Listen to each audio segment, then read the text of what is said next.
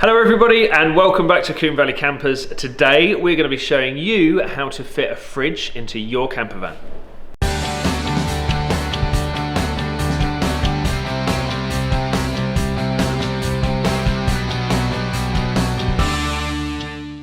Hello everybody, welcome back. My name's Lee and today I'm going to show you how to fit a Waeco CRX 50 compressor fridge into a camper van.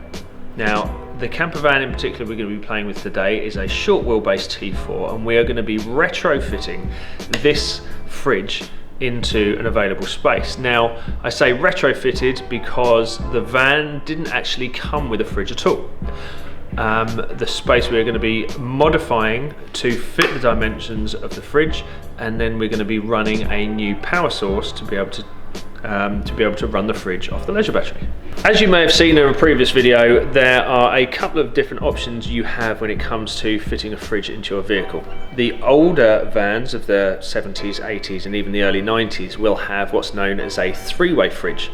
Now, they are an absorption fridge and they run off a heat source that is provided by either 12 volt DC, 240 volt AC or a gas burner. This fridge is much more like your refrigerator at home, and it's a compressor fridge. And the Waeco CRX 50 is designed to be very energy efficient, so much so that it could feasibly, as long as the ambient temperatures are correct, it can be feasibly run off just a solar panel. Depending again on the ambient temperatures, CRX 50 fridge is known to run off a 110 amp hour leisure battery for up to 3 days. So really effective piece of kit. They're lightweight, the dimensions are small, will fit in most interiors, and it still has a 48 litre capacity.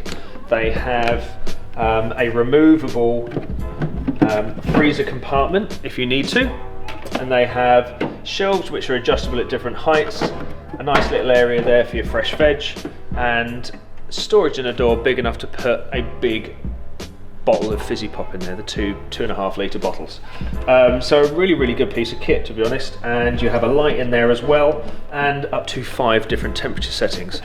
Really popular. Most new conversions have a fridge very similar to this, and we're going to show you today how to fit it into your interior. We spoke about the dimensions of the fridge before and how compact they are. Now, in terms of height, they are only 534 millimeters high, 380 millimeters wide, and 500 millimeters deep. Now, you may find that a lot of interior units themselves are deeper than 500, but what you can do is cut away into the ply lining of the vehicle as long as it's insulated and protected properly, and that is what we're going to do today. So yes, they're quite deep, but they have a foot or a stopper on the back of the fridge, so you won't be pushing it too far, or you're at least giving it an air gap so fresh air can move underneath the fridge, up the back and then out the top, to actually give all your hardware some cooling efficiency. It has one power source, and that is 12 volt DC, which is what most people's leisure battery systems are, 12 volt DC, and it comes straight out the box with this lead here. Now, what you can do is attach wires onto this with either a solder or a crimp. What we're going to do is going to be removing this wire completely, taking note of the earth or negative terminal and the positive terminal, and we'll be replacing that cable completely so we have no joins in our power cable to the refrigerator itself. We're going to move into the van now and show you exactly where we're putting it. The van we're in now is a customer's vehicle, and it's, as said before, a T4 short wheelbase. They have requested that we carry out quite a few modifications to this van. In particular, we have changed the worktop for a new worktop where we've had the sink removed. We're going to be fitting new curtains, new lights, modifying all sorts of bits and pieces within this vehicle, but one of the main things is to fit a fridge. Now, if you look at this picture now, you will notice that this area here had a door, and behind that door was the storage for the gas bottles, and you can even see by the rings in the carpet down there that that's what was behind there.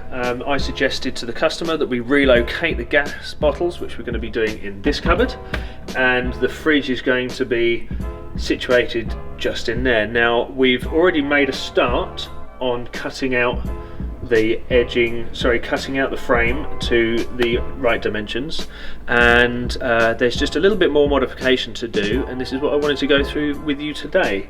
Now the front fascia panel is held in by a baton here, with some screws sticking out, and we did a test fit of that fridge earlier and it actually caught on these screws that are sticking out. So one of the first things we're going to do is just cut out this batten, and we're going to replace the batten with a couple of corner braces or corner clips that are going to screw the front fascia panel into the sidewall. And that will take off a couple of mils off this side, and then we'll give the refrigerator, and then we're going to tidy up a couple of these edges with a sander with a high grit paper, low grit paper should I say, and then we're going to give the fridge another refit and go from there.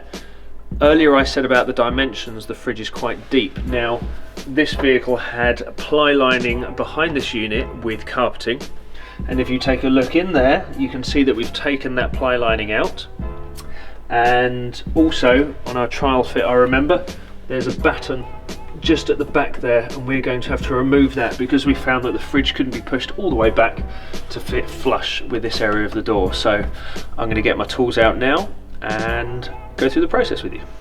Before we make any cuts or make any mess, I'm just going to lay down some of this carpet masking. This is available, this one in particular is available from Screwfix in the UK, but you'll probably be able to buy it from most sort of decorating suppliers. And what it's a low tack plastic film, and you can peel it off, put it down onto any surface that you want protecting from either paint or dirt or grime or sawdust or anything like that. Just makes cleaning up at the end of the job a lot easier.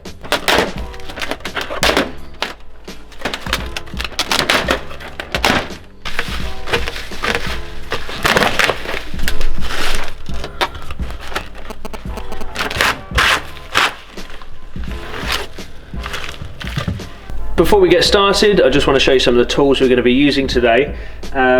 When we removed the door before, we just used a screwdriver. They were just posi head screws that were holding the door on.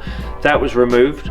We then masked out the area and used one of these multi-tools to cut out the shape we needed without actually having to remove the whole interior. Now, the multi-tools are a great piece of kit. They come with a variety of different heads you can use to cut into the material. They come with a sanding head if you need it. Very, very versatile piece of kit, bearing in mind you can change the angle of whatever attachment you've got on there. We're going to be finishing off the edges with a orbital sander and or just a hand sander with some Velcro pad on it. We're going to be using an 80 grit paper and a 120 to reinforce this front panel to the side panel. After we take this batten out, we're going to be using just a couple of these simple metal right angled brackets, and we're going to be using some black panhead screws to be able to fix them to that as well. Obviously not forgetting your PPE, we've got some ear defenders, some goggles and just some gloves just to keep everything protected. So yeah, we'll make a start. First job is to remove this batten. I'm going to be using the multi-tool just to cut it off at the top, and then I'll be undoing the screws using the electric screwdriver. With this tool, you've got to make sure your blades are kept sharp. If they do blunt the tool in any way, they're pretty much useless, just get rid of them. And you've got to let the tool do its job. There's no point digging in and trying to force the blade to do its job. It works by vibrating, oscillating on one axis, and it's like a saw, it works like a saw with these barbed teeth, but it's just about having patience with this tool. Once the tool gets going, it's very, very effective, and it's a really handy piece of kit to have in the workshop. That felt like it went all the way through, so I'm just going to undo the screws now.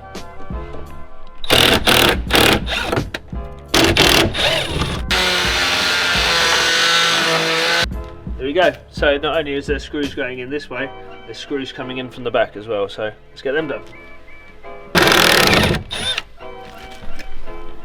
And there we go. That's that piece out. Now that's looking pretty floppy there, so before we go any further,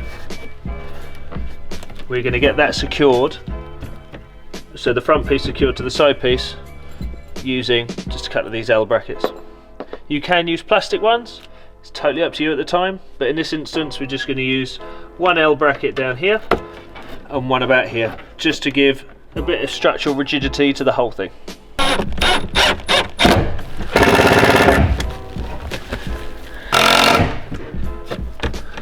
Now that piece is all in and secure, we're going to concentrate on the rear batten, which was stopping us pushing the fridge all the way back before when we had another trial fit. So let's get on it.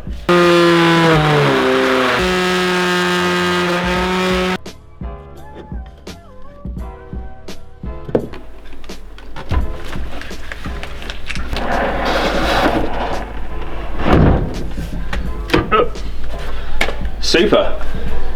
So that's in a position that we're happy with, and it's got a gap around the edge, and this is for something I haven't shown you yet, which is these pieces of trim. Now, if you've made a hole and you want to finish it off nicely, what you can do is go for the T-trim, which we've used on the worktop that we've just replaced. You can go for the iron-on edging trim that you can get from the likes of Wicks in the UK, and you just trim the edge of that cut with a stick-on colour matching veneer, but in this instance we're going to be using aluminium edging trim,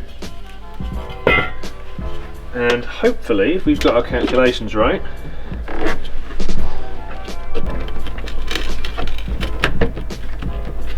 that one is a little tight, but then there'll be one that goes at the top, and that then finishes off the whole area really nicely. So we're going to pull it out once more. We're just going to tidy up that edge with the sander, and then trial fit number 3.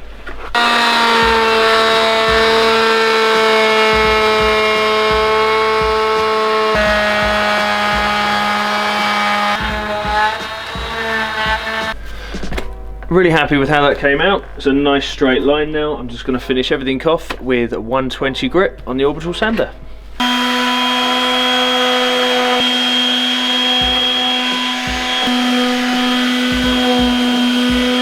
Trial fitting number 3.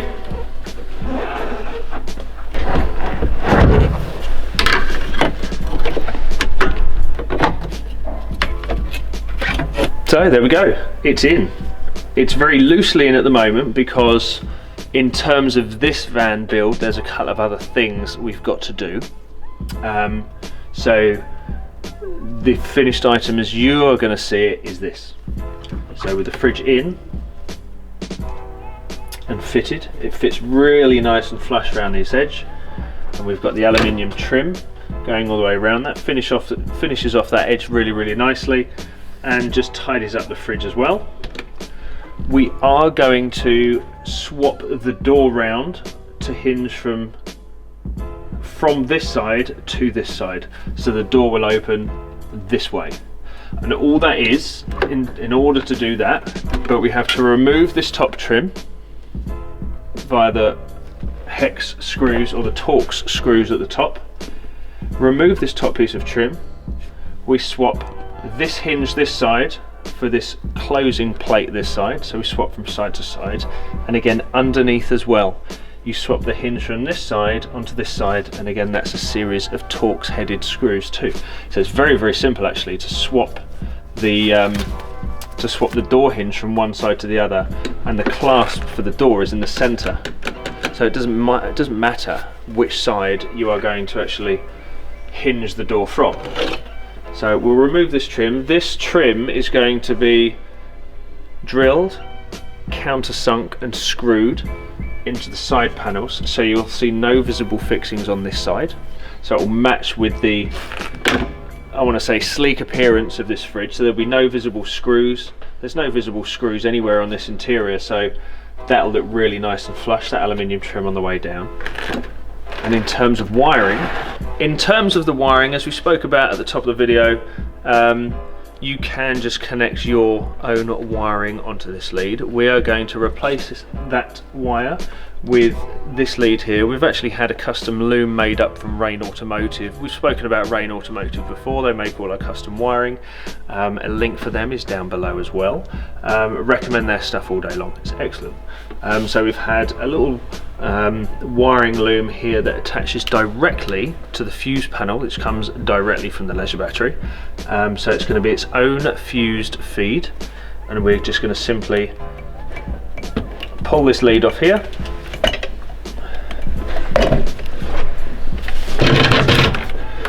Replace this with our own live.